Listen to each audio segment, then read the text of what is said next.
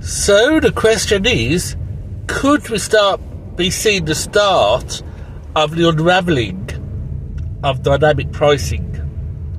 The minute details of the budget is now starting to come out, and Rachel Reeves have said that the full rate of VAT at 20% is payable on private hire journeys. So you have companies like Bolt and Uber who have been using the TOM scheme, which is tour operators margin scheme, whereby they claim they only have to pay VAT 20% on their commission, not on the full fare, has been closed. That loophole has. All private hire journeys are now fully VAT-able at 20%. So, are we going to start seeing the unravelling of dynamic pricing? I know Bolt are moving their way of operating back to a more traditional agency model. That's with Bolt Flex. Much more an agency model whereby they just introduce you to the customer and then pay or charge a flat rate 18% commission.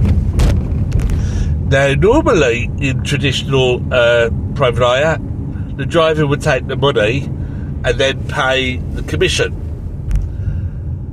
In apps, of course, what happens is the company takes the money and then pays the driver. And that's what the issue is regarding TOMs and VAT. Bolt is trying to sort of get back to a more traditional model with Flex, whereby they just charge an 18% commission and give the driver the ability to negotiate pricing with customers. So that makes the driver very much more independent, much more set as a business, and that means hopefully Bolt is hoping that the government will accept that as being the operator. The driver is the business, and the driver needs to hit the target of, I think it's about £86,000 turnover to charge VAT. So I think that's what Bolt is hoping. What Uber are going to do, I don't know. My gut feeling is they're going to cut fares to drivers. They won't add the 20% onto passengers' fares. What they'll do is they'll cut what they pay to drivers to cover that extra 20%, because I don't think they're following a flex model at all. It's not been a good day for taxis, especially if it's an EV taxi.